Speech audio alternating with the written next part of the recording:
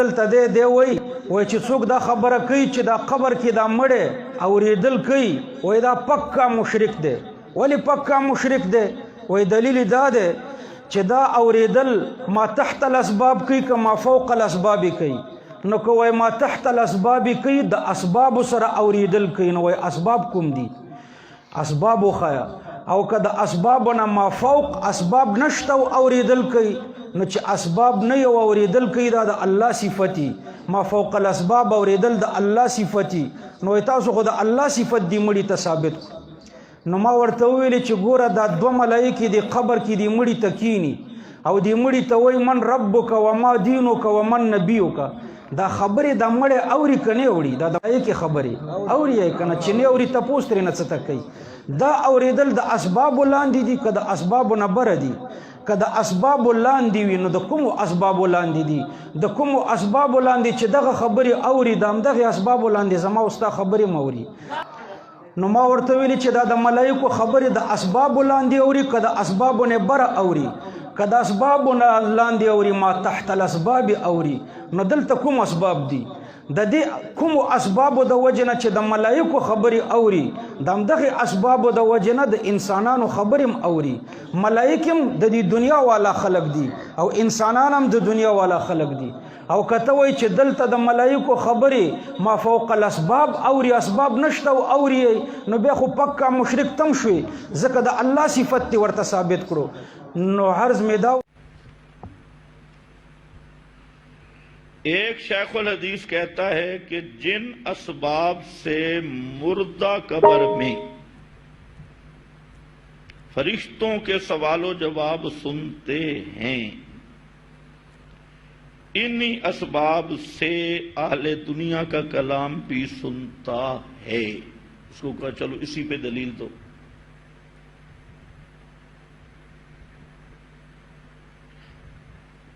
دیکھنا وہ تو مفتی صاحب کہہ رہے ہیں شیخ الحدیث صاحب. اب شیخ الحدیث کو اسی پہ دلیل دے.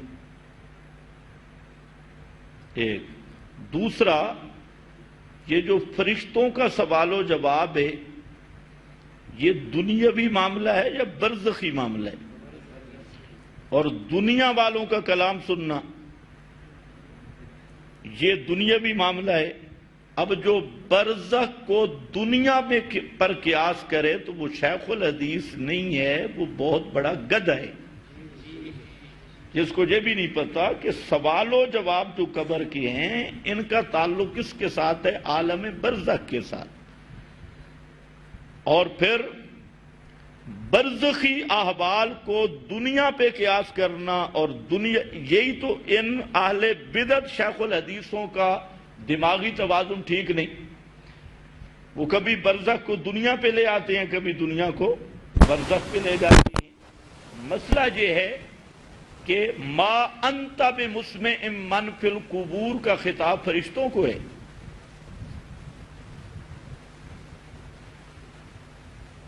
یہ ہے ہی اہل دنیا کو. باقی جو برزخی احوال یا برزخی ادراک ہے وہ شروع تب ہوتا ہے جب دنیاوی ادراک ختم ہو جائے, اور اگر دنیاوی ادراک ہے تو برزخی ادراک پھر شروع ہی نہیں ہے.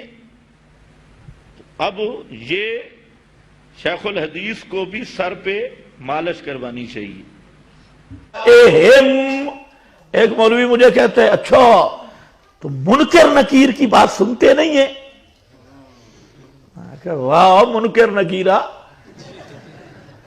یا منکر نکیر کی بات یہ اہل دنیا کا کلام ہے؟ ان سے پوچھو کہ اس کا تعلق عالم دنیا کے ساتھ ہے یا عالم برزخ کے ساتھ ہے؟ تو برزخی ادراک کا کس نے انکار کیا ہے؟ پتہ نہیں تمہیں سمجھ بھی آئی ہے کہ نہیں. اگر نہیں آئی تو ملا سے پوچھ کہ منکر نکیر کیا سوال مبنی بر صوت ہوگا, اس پہ دلیل لا.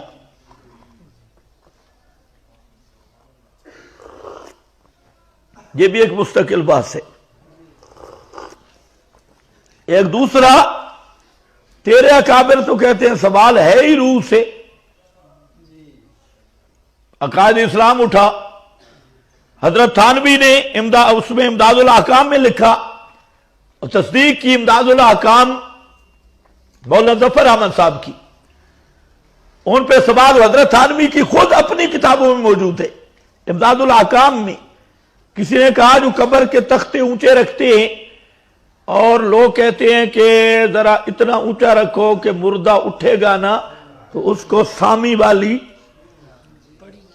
پڑی لگے گی، پنجابی والے کہتے ہیں سامی والی سٹ لگ سی، اتو لگ سی ٹکر سی سامی۔ یہ ان علماء دیوبند سے سوال ہوا، انہوں نے صاف لکھا یہ جہالت ہے، مردہ کوئی نہیں اٹھتا، جو اقعاد و اجلاس میت ہے یہ برزخی ہے، اس جسم کا نہیں، بلکہ جہاں تو لکھا ہے وہ جسم مثالی ہے، اس جسم کا کوئی اقعاد یا اجلاس نہیں۔ یہ کون لکھ رہا ہے؟ حضرت تھانوی، ظفر احمد عثمانی، علامہ عبدالحق حقانی، جس کی تصدیق حضرت نانوتوی، مفتی کفایت اللہ صاحب دہلوی، مولانا حبیب الرحمان صاحب، علامہ انور شاہ صاحب، یہ سارے اس کی لفظ بلفظ تصدیق کرنے والے ہیں۔ اب ذرا ان بابوں سے پوچھ، وہ کہتے ہیں سوال ہوتے ہی روح سے، پھر منکر نکیر کدھر جائے گا پھر؟ اور وہ منکر نکیر، عذاب و ثواب، یہ سب کیفیات کون سی ہیں؟ برزخی ہے۔ اور ہم کیا کہتے ہیں جب قرآن نے کیا کہا کہ میت کو دنیاوی ادراک نہیں، دنیا والوں کا کلام عادتاً سن سکتا نہیں، کیسے گڑبڑ کرتی؟ بریلوی بھی نہیں کہتی۔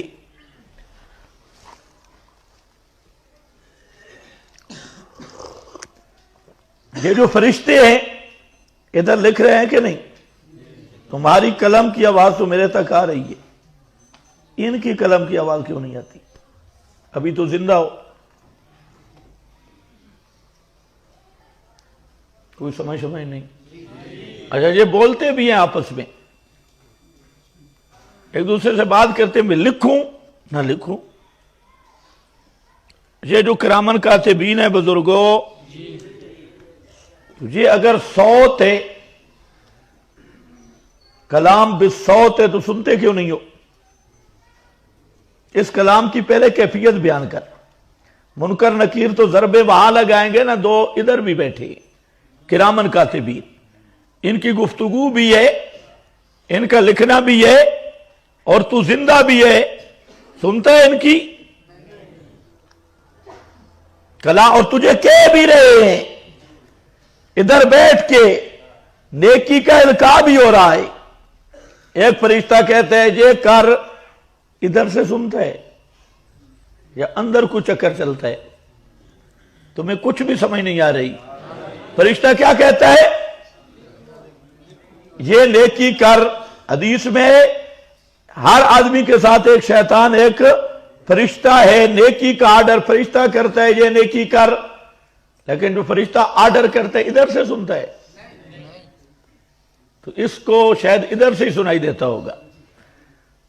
تو فرشتوں کو آدمیوں پہ قیاس، آدمیوں کو فرشتوں پہ قیاس، زندگی کو موت پہ قیاس، موت کو زندگی پہ قیاس، یہ وہی کر سکتا ہے جو الحمار الکاملو۔ دیکھو بھائی، فَحِينَئِذٍ يَسْمَعُ أَمَّا قَبْلَ ذَلِكَ فَلَا سَبِيلَ إِلَىٰ، اس سے پہلے سننے کا کوئی راستہ ہی نہیں۔ روح المعانی، بس یہ ختم۔ تو یہ تھا انما۔ اکثر بدتی انکار کرتے ہیں، تو بدتی جب قرآن کا انکار کرتے ہیں تو بزرگوں کو کہاں مانیں گے؟ ایک آدمی تھا، اس کو کسی نے کہا بھئی 100 پیاز کھائے گا یا 100 جوتے پڑیں گے وہ برداشت کرے گا؟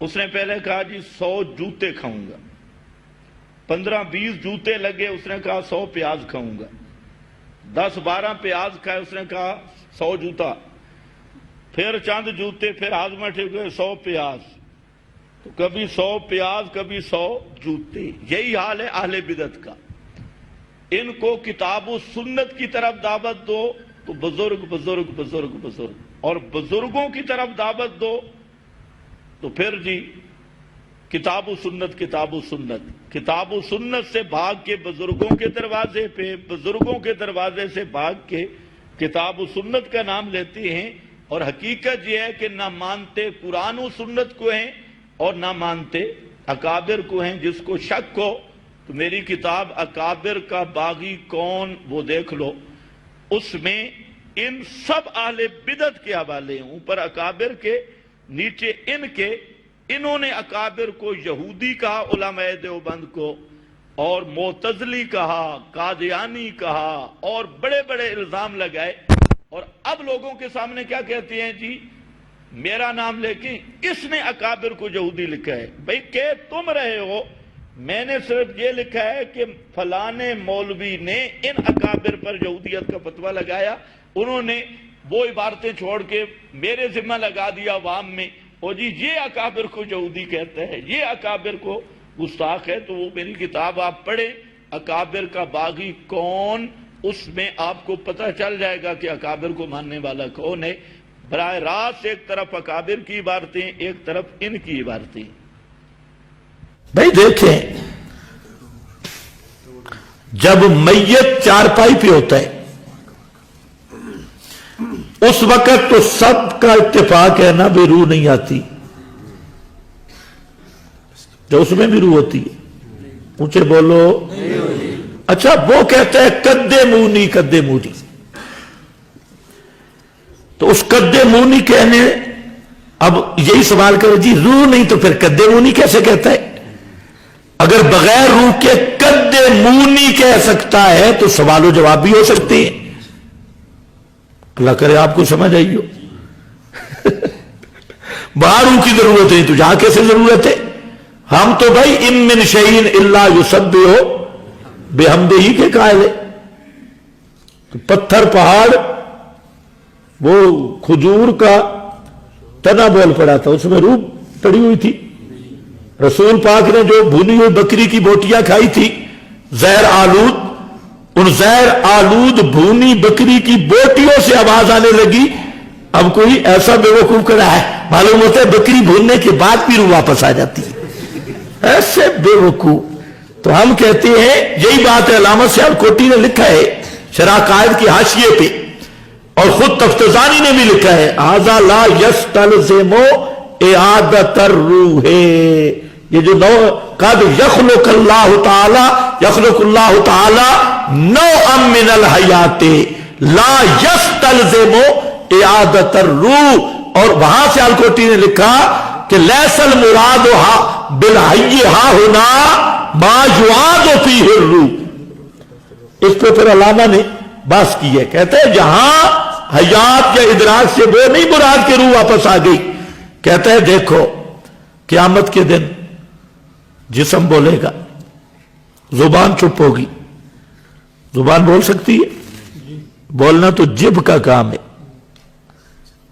زبان۔ ہاتھ بول سکتے ہیں، پاؤں، گھٹنے، چمڑا۔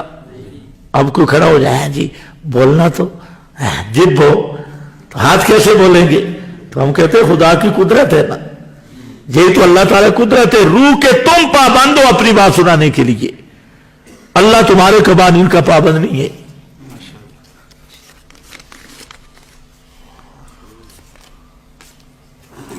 حیات برزخی ایسی تعریف کریں، وہی بات۔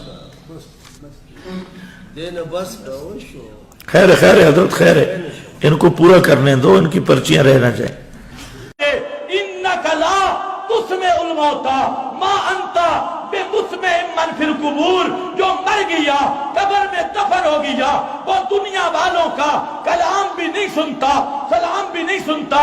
اور یہ آیت ما انتا بمسمع من فی القبور انکا لا تسمع الموتا، اس کا معنی میں نہیں کر رہا، سید کائنات حضرت عائشہ صدیقہ نے اس آیت کا معنی کیا مرنے کے بعد کوئی نہیں سنتا۔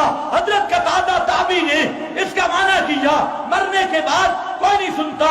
حضرت عبداللہ ابن عباس نے اس کا معنی کیا مرنے کے بعد کوئی نہیں سنتا۔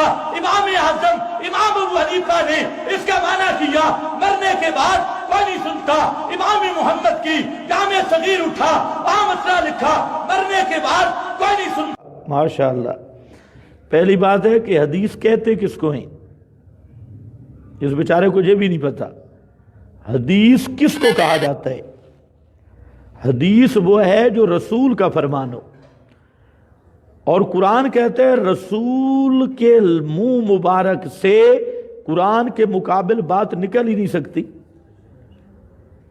اب قرآن جب کہتے ہیں مردے نہیں سنتے تو رسول کی زبان سے یہ آ سکتا ہے کہ مردے سنتے ہیں؟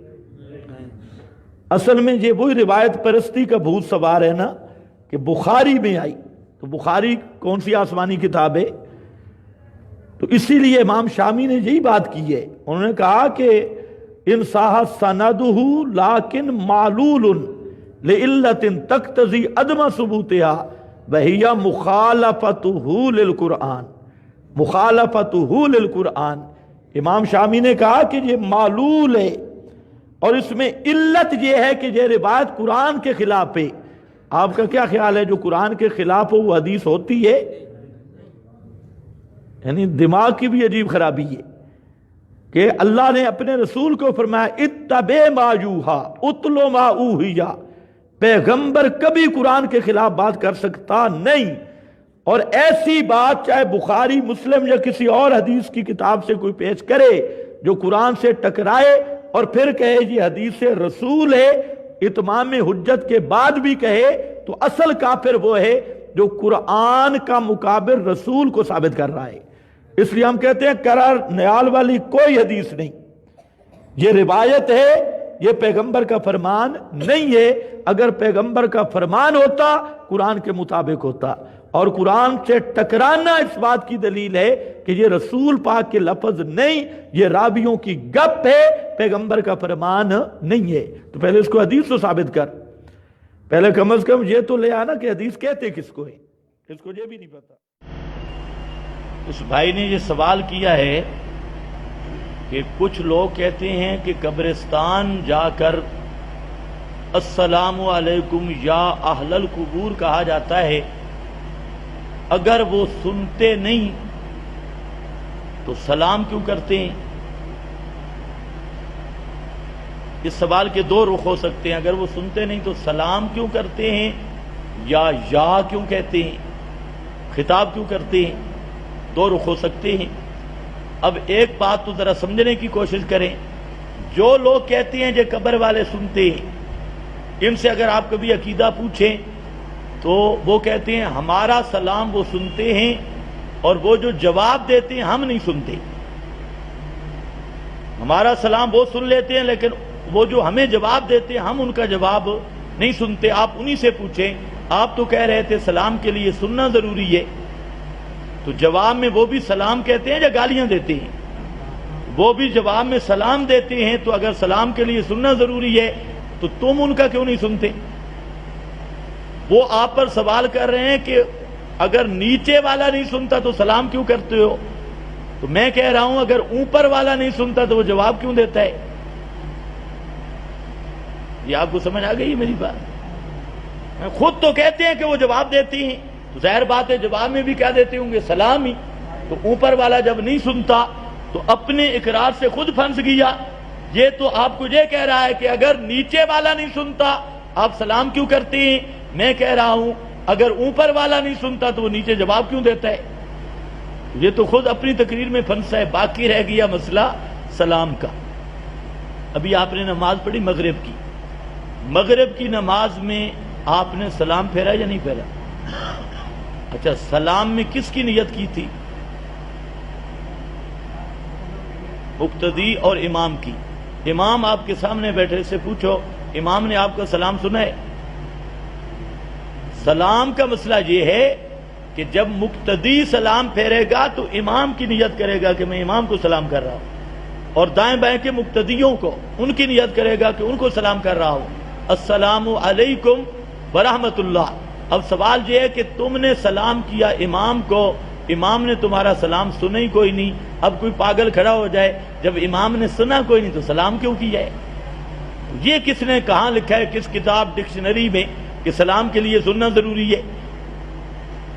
ایک بات. دوسری بات ہے کہ خطاب، بھئی اگر سنتے نہیں تو یا خطاب کیوں کرتا ہے؟ اصل یہ سوال ہے بریلویوں کا۔ بریلوی کہتے ہیں اگر رسول پاک حاضر ناظر نہیں تو السلام علیکہ ایھا النبی کیوں کہتے ہو؟ اے نبی تجھ پہ سلام۔ تو معلوم ہوتا ہے آپ ہر جگہ پہ حاضر ناظر ہیں۔ یہ جو ہماری للڑ پارٹی ہے انہوں نے چوری کی ہے بریلویوں سے، انہوں نے یہ کہہ دیا السلام علیکہ ایھا النبی کہ آپ حاضر ناظر ہیں، ورنہ ایھا النبی کیوں کہتے ہو؟ انہوں نے کہا مردے سنتے ہیں، اہل القبور کیوں کہتے ہو، یا اہل القبور کیوں کہتے ہو؟ تو یاد رکھ لو عربی میں یا سننے کے لیے نہیں آتا کہ جس جہاں یا کہا جائے تو وہاں سننا ضروری ہو۔ قرآن میں ہے یا فرعون، یا ہارون، یا قارون، اور قرآن میں قل یا ایھا الکافرون، او کافرو۔ تو جب مولوی صاحب تلاوت کر رہا ہوتا ہے ختم پر تو کافر کس کو کہتے ہیں؟ جو سامنے بیٹھے ہوتے ہیں، او کافرو۔ قل یا ایھا الکافرون، تو یہ یہاں کے لیے میرا بھائی یہ سننا ضروری نہیں، خطاب کے لیے سننا ضروری نہیں۔ اسی طرح حضرت فاروق اعظم وہ حجر اسود پہ آگے 5 دفعہ خطاب کیا، بخاری میں ہے۔ حجر اسود پہ ڈنڈا رکھا اور فرمایا انکا حجر، او حجر اسود تو ایک پتھر ہے، تو ایک پتھر ہے، لا تنفع، تو نفع نہیں دے سکتا۔ خطاب ہے یا نہیں؟ تو نفع نہیں دے سکتا، ولا تضر، تو نقصان نہیں دے سکتا۔ لولا رأیت رسول اللہ یقبلک، اگر میں نے نہ دیکھا ہوتا کہ رسول اللہ صلی اللہ علیہ وسلم تجھے بوسہ دے رہے تھے، ما قبلتک، او حجر اسود میں تجھے کبھی بوسہ نہ دیتا۔ 5 خطاب کیے ہیں، اب کیا مطلب؟ پتھر بھی سنتے ہی۔ اب کتنا مولوی کی دماغ خراب ہے جب قرآن نے کہہ دیا ما انت بمسمع من فی القبور، اور وہی ہے السلام علیکم یا اہل البیوت یا اہل القبور، اور اللہ نے فرمایا جو من فی القبور ہیں وہ تمہاری پکار کو سن سکتے نہیں، تمہاری ندا کو سن سکتے نہیں ہیں۔ اب قرآن نہیں ماننا اور عقلی ڈھکوسلے لگانا ہے۔ اور یہ بھی یاد رکھ لو کہ سلام کی 5 قسمیں ہیں، یہ بھی ذہن میں رکھ لو۔ ایک سلام تحیہ ہے، سلام تحیہ جیسے آپ ایک دوسرے کو سلام کرتے ہیں، یہ سلام کرنا سنت ہے، جواب دینا واجب ہے۔ ایک سلام متارکت ہے، سلام متارکت کا مطلب ہوتا ہے جان چھڑانے والا سلام۔ آپ کہتے ہیں جب کسی سے تنگ آئے بابا میرے تجھے سلام ہے، کیا مطلب؟ میری جان چھوڑ۔ جیسے حضرت ابراہیم نے کہا تھا اپنے باپ کو سلام علیک، ابا اب تیرے میرے ساتھ سلام، تو اپنا راہ لے میں اپنا راہ لیتا ہوں۔ یہ اس کو کہتے ہیں سلام متارکت۔ ایک سلام خوش آمدید، اہلاً سہلاً کے معنی میں۔ اللہ نے فرمایا اذا جاءک الذین یؤمنون بآیاتنا فقل سلام، میرا پیغمبر جب تیرے پاس میری آیتوں پہ ایمان لانے والے آئے نا فقل سلام، تو ان کو اہلاً سہلاً کہا کر۔ یہاں پر بھی لفظ سلام کہے اور ہر بولی میں اپنا ہے، بخیر آگلے بھی کہتی ہیں اور اہلاً سہلاً مرحبا بھی کہتی ہیں، خیری آیا بھی کہتی ہے، ہر بولی۔ اور عربی کہتے ہیں سلام، خیری آیا اور اہلاً سہلاً مرحبا۔ کتنے ہو گئے جی؟ 3۔ چوتھا سلام بمعنی رحمت ہے، سلام علی المرسلین، اللہ کے رسولوں پہ رحمت ہو۔ سلام علی نوح، سلام علی ابراہیم، سلام علی نوح، حضرت نوح پہ سلام، حضرت ابراہیم پہ سلام اور سارے رسولوں پہ سلام۔ سلام علی عبادہ الذین اصطفیٰ، اس سلام کا معنی رحمت ہے، اللہ کی رحمت و نوح پر، اللہ کی رحمت و رسولوں پہ اور مصطفیٰ بندوں پہ۔ یہ 4 سلام۔ 5واں سلام ہے دعائے مغفرت اور دعائے سلامتی، وہ ہے یہ مردوں کو سلام کرنا۔ اس کا معنی ہے اللہ ان کو بخش دے، ان پہ رحم کر دے، ان سے عذاب ٹال دے اور ان کو اپنی سلامتی میں لے لے، یہ ان کے لیے دعا ہے میرا بھائی۔ یہ 5واں۔ اور اللہ کے نبی نے فرمایا کہ دعا غائب کی حق میں زیادہ قبول ہوتی ہے۔ دعا کے لیے سننا، ان کے لیے نہیں، دعا جس سے کی جا رہی ہے۔ ان ربی لسمیع الدعاء، وہ سننے والا بھی وہی ہے۔ مرتبہ اور اللہ کا جواب کا مطلب کہ اللہ 10 رحمتیں بھیجتا ہے، تو اسی سے درود کی حقیقت بھی واضح ہوتی ہے کہ درود ان جاہل مولویوں نے سمجھا ہی نہیں کہ درود کہتے کس کو ہیں۔ درود دعا ہے جو امتی کرتا ہے امام الانبیاء کے حق میں۔ امتی کی ڈیوٹی ہے کہ تو دعا کر، اور کر کس کے حق میں؟ امام الانبیاء صلی اللہ علیہ وسلم کے حق میں یہ دعا کر۔ اسی لیے درود کے 45 سیغے صحابہ کرام نے نبی کریم صلی اللہ علیہ وسلم سے پوچھا، جب آیت نازل ہوئی یا ایھا الذین آمنوا صلوا علیہ وسلموا تسلیما، تو اصحاب رسول نے یہ سوال کیا کہ کیف نصلی علیک یا رسول اللہ، اللہ کے محبوب ہم آپ پہ درود کیسے پڑھے؟ یہ پوچھنے والے ہیں نبی کے صحابہ، اور اپنی طرف سے شروع نہیں کیا کہ صلو کا حکم آیا، لہذا جس وہ اہل لسان بھی تھے، ذہین و فطین بھی تھے، لیکن انہوں نے یہ نہیں اپنا طریقہ اختیار کیا کہ جیسے ہماری مرضی آئے ہم درود پڑھیں، حالانکہ وہ اپنی مرضی سے بڑے اچھے سیغے بنا سکتے تھے جو تمہارے اجمیوں کو نہیں آتے، اچھے اچھے سیغے بنا سکتے تھے۔ وہ خالص عربی زبان کے، ان کی زبان عربی تھی، لسان عربی تھی، لیکن ان کو پتا تھا کہ دین کا معاملہ، عبادت کا معاملہ، اس کو آدمی ایجاد نہیں کر سکتا، اپنی ذہانت سے، فطانت سے، عقل سے، زبان سے، لسانیت سے اس کو اپنی طرف سے نہیں کر سکتا، بلکہ عبادت وہ بنتی ہے جو اللہ کا حکم ہو اور پیغمبر کا طریقہ ہو۔ اس لیے انہوں نے پوچھا کیف نصلی علیک یا رسول اللہ، ہم آپ پہ کیسے درود پڑھیں، وہ لفظ کیا ہوں؟ تو امام کائنات نے فرمایا قولوا اللہم صلی علی، 45 سیغے حدیث کی کتابوں میں موجود، اور اس کی ابتدا ایسے شروع ہوتی ہے اللہم، اللہم صلی علی محمد، یا اللہ تو رحمت کر، یا اللہ تو شابش کر، یا اللہ تو ذکر بلند کر، یا اللہ تو شریعت کو باقی رکھ، یا اللہ تو اپنے پیغمبر پہ انعام کر اور آپ کے دین کو بقا بخش، اللہم صلی علی محمد، اللہ تو رحمت کر۔ تو اللہم کا معنی کیا ہے؟ اونچے بولو، اللہم کا معنی یا رسول اللہ یا اللہ۔ تو درود میں بات کس سے؟ اب اس جاہل مطلق ملا کو یہ نہیں پتا کہ درود کی حقیقت کیا ہے، اس لیے جھوٹی روایتوں کے پیچھے بھاگے گا، کذاب راویوں کے پیچھے بھاگے گا اور بزرگوں کے حوالے دے گا۔ میں کہتا ہوں سب سے پہلے درود کا معنی یاد کر، درود کہتے کس کو ہیں؟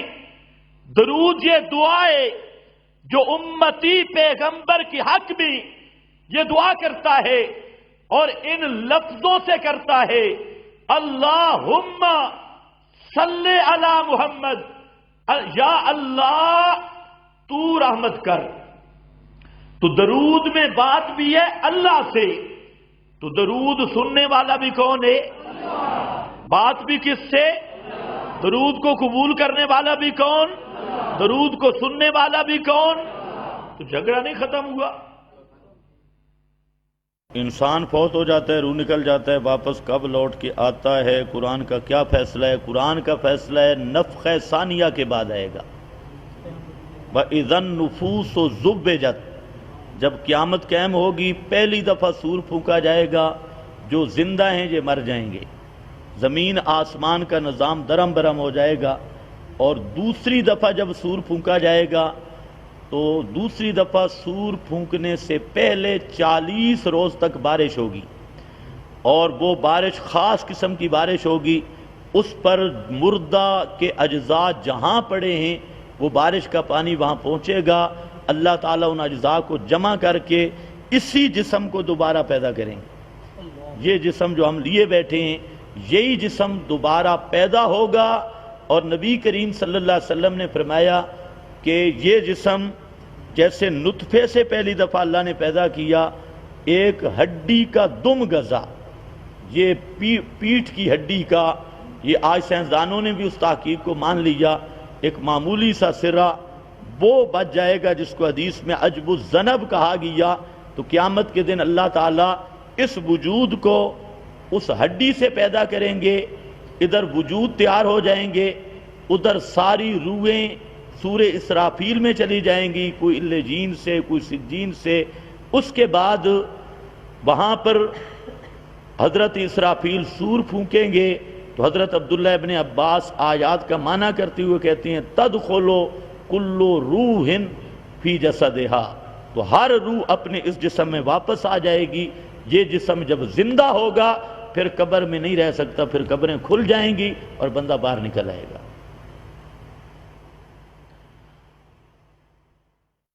اگر کوئی نبی اکرم کے لیے قبر کے نزدیک سے بلا واسطہ مطلقاً سما کا قائل ہو، کیا ہے؟ جو آدمی رسول اللہ صلی اللہ علیہ وسلم کے بھی سما آدی کا قائل ہے وہ ابو جہل کی طرح مشرک ہے۔ بے شک بے شک۔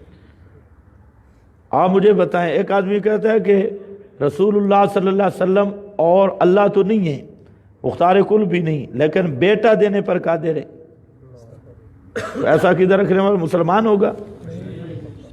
کیوں؟ وہ تو کہتے ہیں صرف بیٹا دے سکتی ہے۔ بھائی ما فوق الاسباب سننا یہ اللہ کا خاصہ ہے، کسی مخلوق میں کو بھی اس میں شریک کرنا یہ شرک ہے، بات صاف ہے، اس میں ہیرا پھیری کیا ضرورت۔ دوسری بات یہ ہے کہ رسول پاک صلی اللہ علیہ وسلم کی قبر پر تو جا سکتے ہی کوئی نہیں ہے، اس کی بھی پہلے تحقیق کرو، اندر القبر کا تحقق ہی نہیں ہے۔ جو بھی قائل ہیں وہ کھڑے ہوتے ہیں، موجودہ صورت سب دور کی ہے، تو یہ نزدیک کا دھوکہ دیتی ہیں۔ پہلے ان کو یہ کہو، ذرا یہ ثابت کرو کہ رسول پاک کی قبر کے قریب کوئی جا سکتا ہے؟ قبر مبارک کہاں ہے؟ یہ کہاں کھڑے ہوتے ہیں؟ پھر یہ موجودہ للڑ ہیں مسجد نبوی کی حدود سے، اور وہ 4-5 کلومیٹر ہے۔ وہاں ہم ایک دن پورا مسجد نبوی کا ہم نے کہا ذرا پھرتے ہیں، سارا دن پھر تھک گئے، مسجد نبوی ختم نہیں ہوئی۔ مسجد نبوی پورے شہر مدینہ پہ، آپ کے زمانے میں جتنا مدینہ کا شہر تھا وہ سب پہ مسجد نبوی ہے، اور للڑ کہتے ہیں کہ مسجد نبوی کے جس کونے سے بھی جتنا ایسا درود پڑھا جائے آپ سنتے ہیں۔ تو ہمارا سوال ہے یہ تحت الاسباب ہے یا فوق الاسباب ہے؟ اگر تحت الاسباب ہے تو اس کے اسباب لائیں، ثابت کریں۔ اگر فوق الاسباب تو رسول پاک کے لیے ما فوق الاسباب سما کا عقیدہ رکھنے والا وہ کٹر کافر اور مشرک ہے اور قرآن کا منکر ہے۔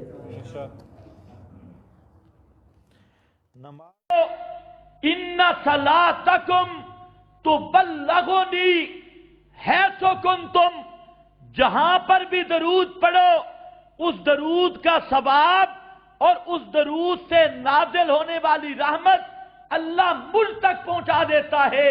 جہاں پر بھی درود پڑھا جائے، درود یہ اللہ کے محبوب کی خدمت میں آپ صلی اللہ علیہ وسلم کی ذات اقدس کے بارے مقبول دعا ہے۔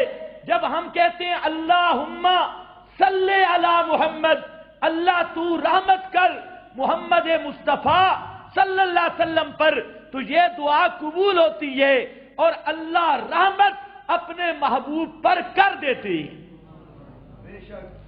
صلو علیہ ان صلاتکم تبلغنی، وہ میرے حق میں قبول دعا ہے اور وہ رحمت اللہ کرتے رہتے ہیں۔ اس لیے حیث ما کنتم، قبر پر درود پڑھو یا دنیا کے کسی کونے پر پڑھو، سننے والی بات نہیں، جہاں پر بھی درود پڑھو اس درود کی قبولیت ہوتی ہے۔ اور دوسری حدیث میں آیا، اللہ کے محبوب نے فرمایا من صلی علیہ واحدۃ، جو ایک دفعہ کہتا ہے اللہم صلی علی محمد، اللہ اس کو 10 مرتبہ جواب دیتی ہے۔ جواب کون دیتا ہے؟ درود کا جواب کون دیتا ہے؟ ہاں یہ مسئلہ بھی ذہن میں رکھ لو، کیونکہ درود میں بات کس سے، درود میں بات کس سے، اللہم، کیا معنی یا اللہ. یہ مسئلہ جان بوجھ کر میں بار بار بیان کرتا ہوں، پرانے تو رٹے رٹائے ہیں اور نئے کو بھی پتہ چل جائے. درود کا کبھی معنی آ جائے نا، یہ سارے مسئلے حل ہو جائیں گے. اللہم صلی علی میں بات بھی کس سے ہے، اللہ سے، اور جواب بھی کون دیتا ہے، اللہ. یہ اللہ کے محبوب نے فرمایا حیث ما کنتم. زین العابدین نے پھر پوچھا، اس نے کہا جی میں تو درود پڑھنے گیا تھا. اب ذرا خیال کرنا، اب یہ ضرب آ رہی ہے اہل بیت اطہار کی، پیغمبر کے گھرانے سے. فرمایا ما انتم ومن بالاندلس الا سوا، ما انتم ومن بالاندلس الا سوا. تیرا پیغمبر کی قبر انور پہ، اس حجرہ کے اس سوراخ پہ درود پڑھنا اور ایک آدمی اندلس کے شہر میں درود پڑھے، دونوں کا درود پڑھنا برابر ہے.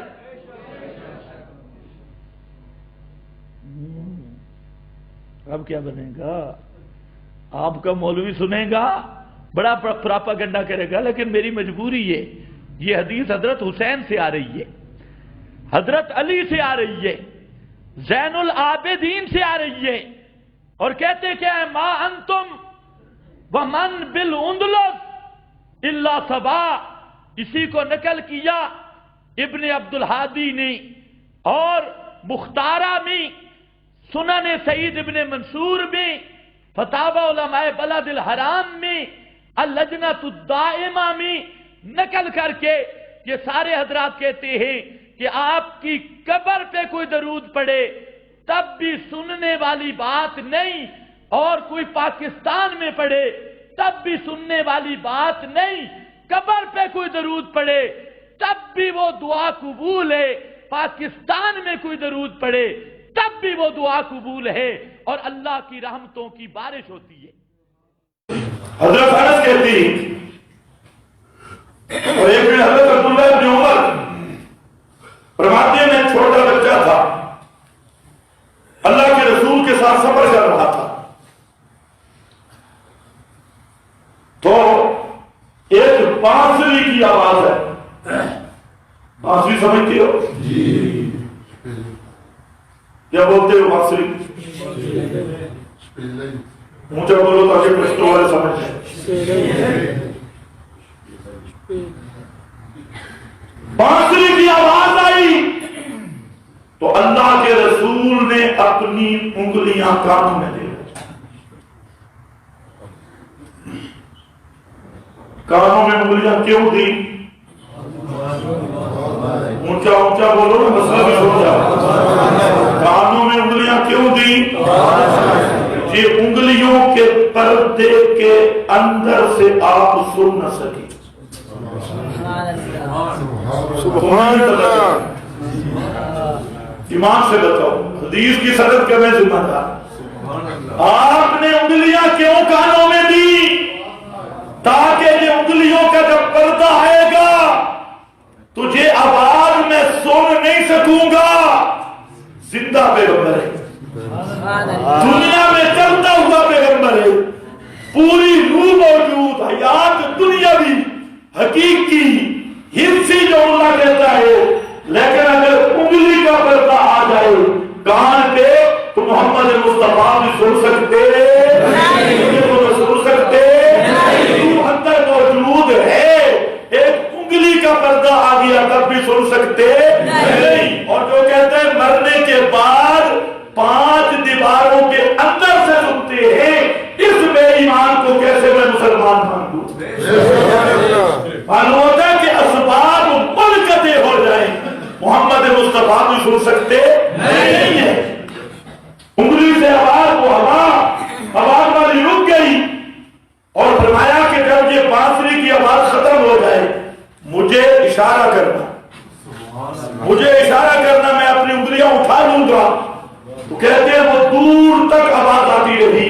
جب آواز آنا رک گئی، پیارے پیغمبر نے اپنے کانوں سے انگلیاں اٹھا لی اور امت کو سبق دیا کہ یہ گانے بجانے کے آلات، یہ بانسریاں، یہ ڈھول، یہ باجے اور اس طرح کے جتنے آلات لہو اور آلات موسیقی ہے، یہ سب حرام ہے۔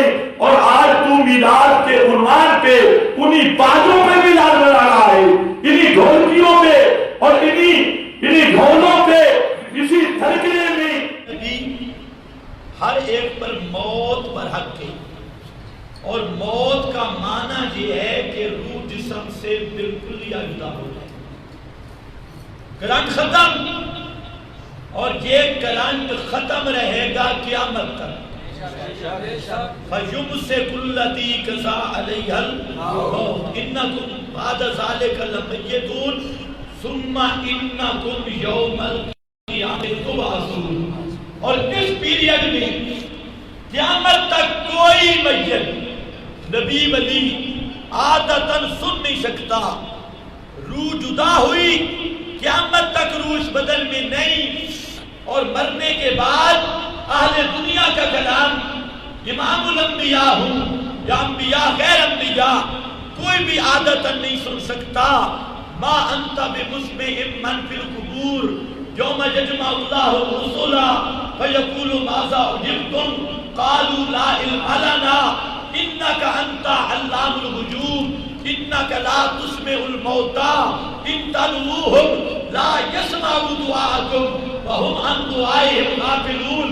جو شخص کسی پیغمبر کی روح بدن سے نکلنے کا قائل نہیں، وہ بھی قرآن کا منکر اور پکا کافر ہے، اور جو کسی نبی ولی کی موت کے بعد پھر روح کو اس جسم کے اندر مانتا ہے، وہ بھی پکا کافر اور مرتد ہے۔ اور تیسرے نمبر پر جو کسی موت کے بعد نبی ولی کے سننے کا قائل ہے، عادتاً ما فوق الاسباب، وہ شخص بھی پکا مشرک اور پکا کافر، اور قرآن کی 100 آیتوں اس میں کہیں جس میں مثالی کی بات آئی، اور اگر تجھے شوق ہو تو میں ثابت بھی کر دوں، ہمیں ضرورت نہیں جس میں مثالی ثابت کرنے کی۔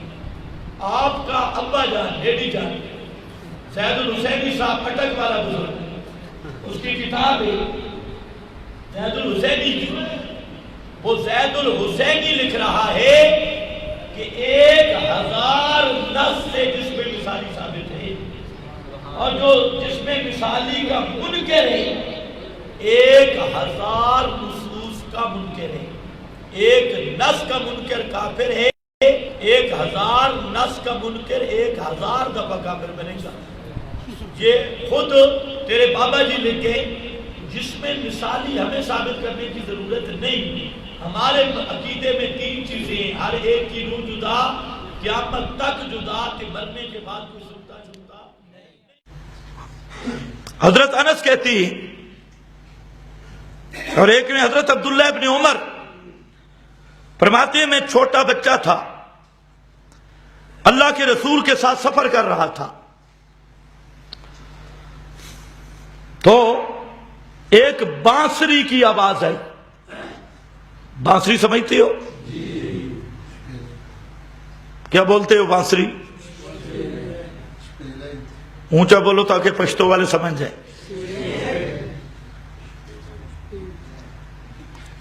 بانسری کی آواز آئی تو اللہ کے رسول نے اپنی انگلیاں کانوں میں دے ڈالی۔ کانوں میں انگلیاں کیوں دی؟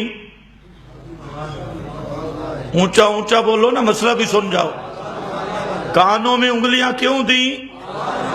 کہ یہ انگلیوں کے پردے کے اندر سے آپ سن نہ سکے۔ تمہیں نہیں پتا چلا؟ ایمان سے بتاؤ، حدیث کی سند کا میں ذمہ دار۔ آپ نے انگلیاں کیوں کانوں میں دی؟ تاکہ یہ انگلیوں کا جب پردہ آئے گا تجھے آواز میں سن نہیں سکوں گا۔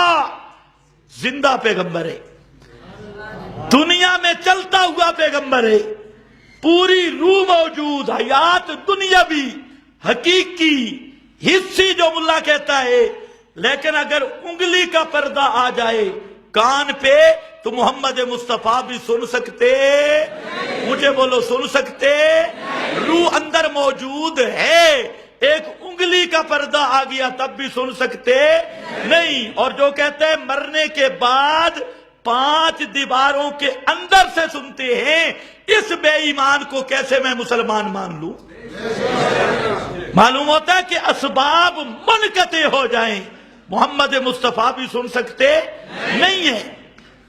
انگلی سے آواز، وہ ہوا آواز والی رک گئی، اور فرمایا کہ جب یہ بانسری کی آواز ختم ہو جائے مجھے اشارہ کرنا، مجھے اشارہ کرنا، میں اپنی انگلیاں اٹھا لوں گا۔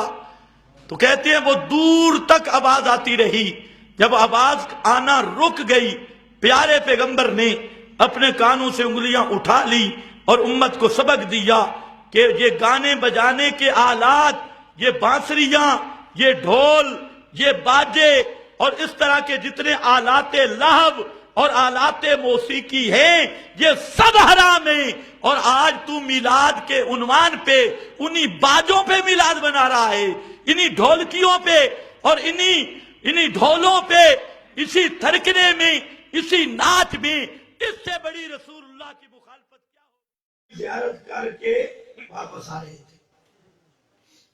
قبرستان کی زیارت کرنا سنت ہے، اور مردوں کے سننے کا عقیدہ رکھنا کفر ہے۔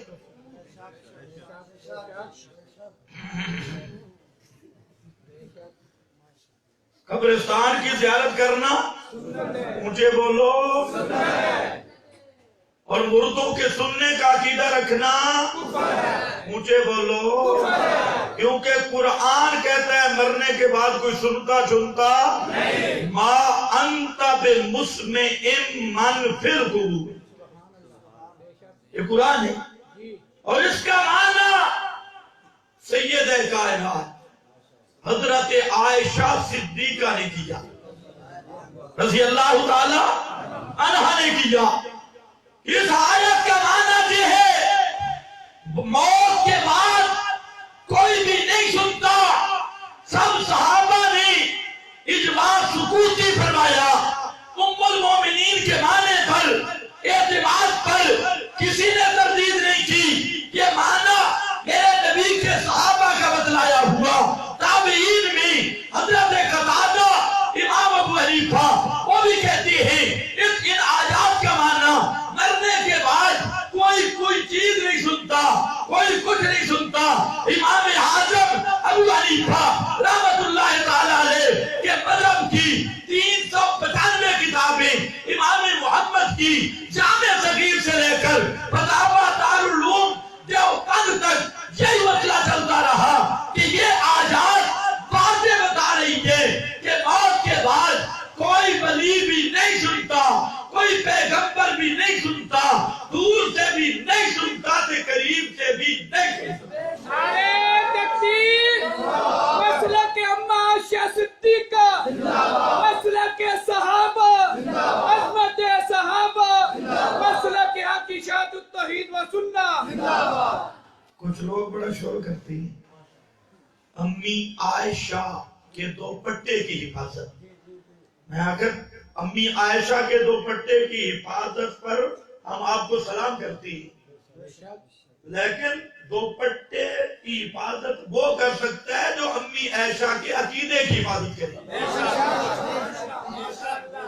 اگر امی عائشہ والا عقیدہ نہیں، خدا کی قسم پھر نوٹ ہے یا ووٹ ہے، پھر اس دھوکے میں ہم آنے والے نہیں۔ ہم کہتے ہیں قرآن کا وہ معنی حق ہے جو امی عائشہ نے ہمیں بتایا، اور امی عائشہ کا تو ٹاٹ فیصلہ خدا کے قرآن پڑھ کر امی عائشہ قرآن پڑھ کے کہتی ہے کہ آئے کائنات والوں، رب کی کتاب کا فیصلہ یہ ہے کہ مرنے کے بعد کوئی بھی دنیا والوں کا کلام نہیں سنتا۔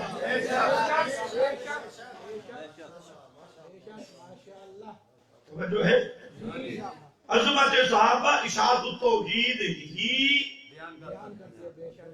تحفظ کر سکتی ہے۔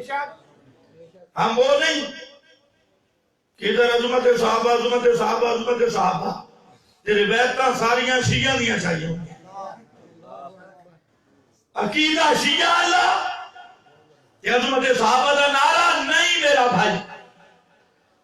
ہم نے کہا جب قرآن آ گیا اور ام المومنین نے عجیب جملہ فرمایا, دیوبند کے فتاوے نے نقل کیا اور کتابیں بھی ہیں, لیکن دیوبند کے فتاوے کا حوالہ دے رہا ہوں.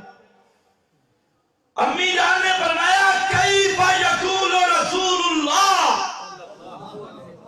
کیف یقول رسول اللہ, اللہ کے رسول یہ بات فرما کیسے سکتے ہیں کہ مرنے کے بعد کچھ سنے. قد قال اللہ انک لا تسمع الموتى وما انت بمسمع من فی القبور. اللہ کا قرآن کہتا ہے مرنے کے بعد کوئی نہیں سنتا. پیغمبر کی حدیث ہو کیسے سکتی ہے جس میں مردوں کے سننے کا ذکر. دو کام, قرآن کا معنی بتا دیا, روایتوں کی حقیقت بتا دی کہ جہاں آیا جوتوں کی آہٹ سنتے, سلام سنتے, من صلی علیہ عند قبری اور نہیں تو میں سنتا ہوں.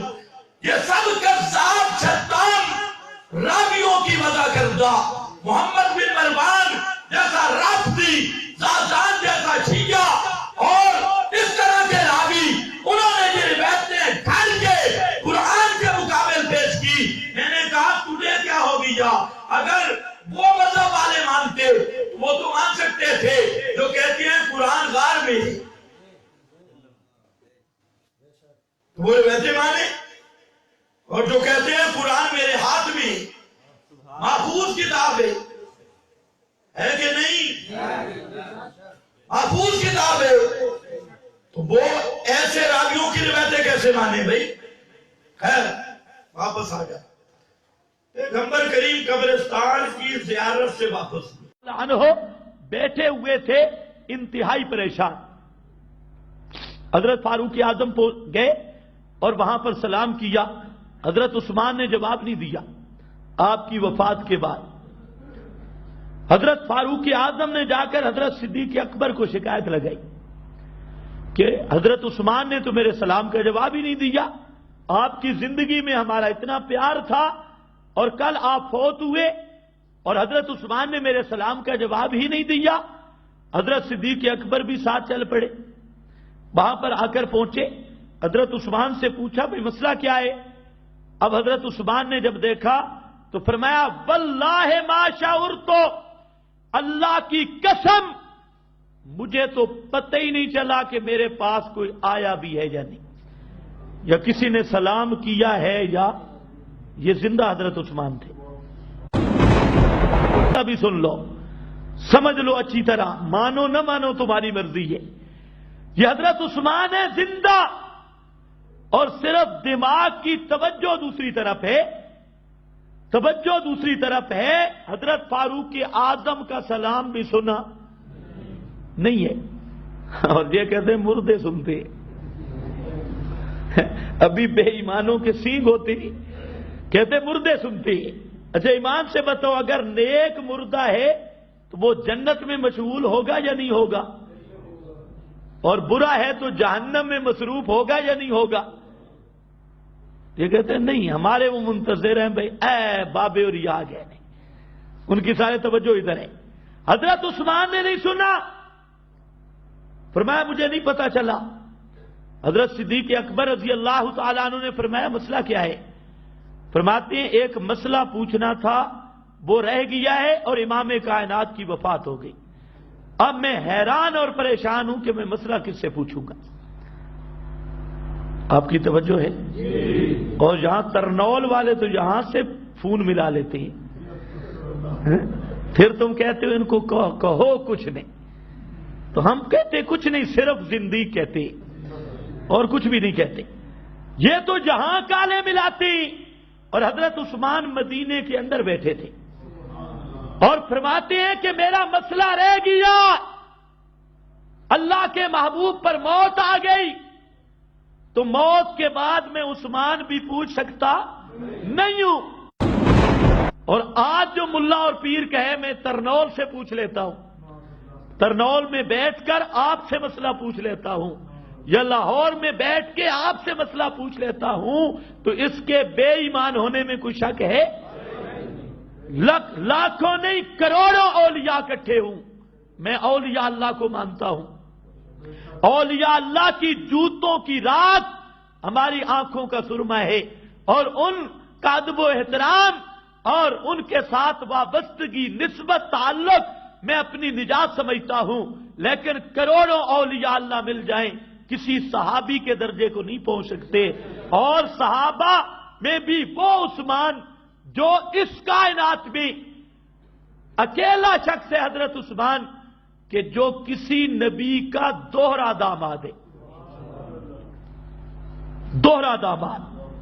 اور پیغمبر کریم نے فرمایا دوسری بیٹی جب فوت ہو گئی تو فرمایا عثمان میرے پاس اگر 40 بیٹیاں بھی ہوتی، تمنا دیکھو، تو یکے بعد دیگرے میں تیرے نکاح میں دیتا. 40 بیٹیاں بھی ہوتی، یہ وہ عثمان ہے. لیکن پیغمبر کریم صلی اللہ علیہ وسلم کے مدینہ میں بیٹھ کے کہتا ہے وفات کے بعد میں مسئلہ پوچھ سکتا نہیں ہوں. معلوم ہوتا ہے کہ وفات کے بعد پھر پوچھنے پوچھانے والا کوئی تعلق رہ سکتا نہیں. اور یہ کیا کہتا ہے، میں پاکستان سے گیا نا تو آپ نے ہاتھ مبارک باہر نکالا، یہ کتابوں میں لکھا ہے. اور فلانا مولوی گیا نا ہاتھ، میں نے کہا اگر ہاتھ نکل سکتا ہوتا تو حضرت فاطمہ تو زہرا کے لیے نکلتا. اگر ہاتھ نکل سکتا ہوتا حضرت عثمان کئی دن پیاسے رہ کے قبر رسول کے جوار میں شہید ہو گئے، وہاں پر ہاتھ نہیں نکلا. حضرت علی ان کے لیے نہیں نکلا، کسی صحابی تابعی کے لیے نہیں نکلا. اور یہ صوفیوں کے بارے میں جھوٹ بولنا، یہ جھوٹ، اور پھر جھوٹ کو سوچا بھی نہیں. میں نے کہا جس نے نبی کا ہاتھ دیکھا وہ پھر صحابی بن گیا تھا، صحابی نہیں بنا. کیوں؟ کہتے بے ایمان تھا. ایمان والا تو نبی کے ہاتھ کو دیکھو تو کیا بنتا ہے. فلانے بزرگ کے لیے ہاتھ نکلا اور 90,000 نے زیارت بھی کی لیکن صحابی نہیں بنے تو پھر شرط نہیں پائی گئی. صحابی کے لیے شرط ہے ایمان. ہاں تو پھر مان لو. بہرحال فرماتے ہیں میں مسئلہ نہیں پوچھ سکا تو حضرت صدیق اکبر رضی اللہ تعالی عنہ نے فرمایا وہ کون سا مسئلہ ہے؟ واہ، کون سا مسئلہ ہے؟ تو حضرت عثمان نے کہا کہ میں کہتا ہوں بھئی اصل نجات کا دار و مدار کون سی چیز؟ مسئلے تو بہت ہیں لیکن قیامت کے دن جو اصل مین وجہ نجات ہے، آدمی کیسے کامیاب ہوگا؟ ویسے تو بہت ساری چیزیں اسلام کے شرائع اور بہت ساری شاخیں ایمان کی، لیکن اصل گر والا مسئلہ کون سا ہے جس پر نجات موقوف ہے اور سند نجات کی؟ تو ابو بکر صدیق رضی اللہ تعالی عنہ نے فرمایا کہ یہ مسئلہ تو میں نے آپ سے پوچھ لیا تھا اور آپ نے فرمایا تھا کہ اصل نجات ہونی ہے سند لا الہ الا اللہ محمد الرسول اللہ. اصل نجات یہ ہے لا الہ الا اللہ. من قال مخلصا، پھر آ گیا نا مخلصن، مخلصن بے قلبہ ہی، جو آدمی مخلص ہو گیا اسی لا الہ الا اللہ میں اس کو نجات. بعض لوگ یہ کہتے ہیں اختلافی مسائل ہیں ممبر پہ چھیڑنے نہیں چاہیے، لیکن یہ اتنے چھڑ چکے ہیں کہ اس میں اتنا پروپیگنڈا ہو چکا ہے کہ اس میں اب میں چاہتا ہوں کہ اعتدال والی رائے ایک بتا دی جائے. لوگ اس میں غلط صحیح میں فرق لوگوں نے ایک عجیب سا وہ بن گیا. بعض لوگ یہ کہتے ہیں، ہم پر الزام لگاتے ہیں کہ یہ لوگ، ان لوگوں کا عقیدہ ہے کہ مردے سنتے ہیں لہذا یہ لوگ مردوں کو زندہ مانتے ہیں اور یہ شرک پھیلا رہے ہیں. تو پہلی بات تو میرا یہ عقیدہ نہیں ہے کہ مردے سنتے ہیں، آئی بات سمجھ میں، اور یہ علماء دیوبند کا بھی متفقون علیہ عقیدہ نہیں ہے. مولانا شیم گنگوہی رحمہ اللہ تعالی، حضرت مولانا سرفراز خان صفدر صاحب جو کتنے بڑے عالم ابھی ماضی قریب میں ان کا انتقال ہوا، ان سب کی تحقیق یہ ہے، اس پہ میں حوالے دوں گا تو بات لمبی ہوگی. ان کی تحقیق یہ ہے کہ جہاں نص سے کسی مردے کا سننا ثابت ہے وہاں تو ہم سننے کے قائل ہیں، عمومی طور پر ہم مردوں کے سننے کے قائل نہیں. یہ بھی ایک الزام خام خامے کھاتے میں ڈالا ہوا کہ یہ مردوں کے سننے کے قائل ہیں، اور پھر اس پہ طنز، بھائی ہے ہی نہیں تو کہاں سے ہو؟ انک لا تسمع الموتى، قرآن کہہ رہے ہیں نبی آپ مردوں کو نہیں سنا سکتے، ولا تسمع الصم الدعاء، بہروں کو سنا نہیں سکتے، اور اندھوں کو راستہ دکھا نہیں سکتے، ولا تهدي العمي۔ میرا یہ نظریہ ہے، میرے شیخ حضرت مفتی رشید احمد صاحب رحمہ اللہ کا، ان کے بہت سارے شاگردوں کا نظریہ ہے کہ میت نہیں سنتی ہے، الا یہ کہ اللہ اپنی مرضی سے کسی کو اگر سنا دیں تو اللہ پر تو کوئی پابندی نہیں لگا سکتا نا۔ آپ قبر پہ گئے، کوئی بات کی آپ نے اور اللہ نے مردے کو سنا دی تو ٹھیک ہے، لیکن عمومی قاعدہ کیا ہے کہ میت نہیں سنتی۔ لیکن بعض حضرات اس کے قائل ہیں کہ مردے سنتے ہیں، ہم ان کو بھی کافر اور گمراہ نہیں سمجھتے، کیونکہ وہ یہ نہیں کہتے کہ مردے خود سنتے ہیں، وہ کہتے ہیں مردوں کی تو کان نہیں بچا، سنے گا کہاں سے؟ وہ کہتے ہیں اللہ اپنی طاقت اور قدرت سے مردوں کو سنا دیتا ہے۔ تو یہ اللہ کی طاقت کی دلیل ہے، مردے کی طاقت کی دلیل نہیں ہے، اس میں شرک نہیں ہے۔ ہاں یہ آپ کہہ سکتے ہیں کہ دلائل کی دنیا میں کس کا نظریہ طاقتور، کس کا نظریہ کمزور، تو میری رائے یہ ہے کہ دلائل کی دنیا میں ان کا نظریہ زیادہ مضبوط ہے جو سننے کے قائل نہیں ہے، لیکن اس میں بعض علماء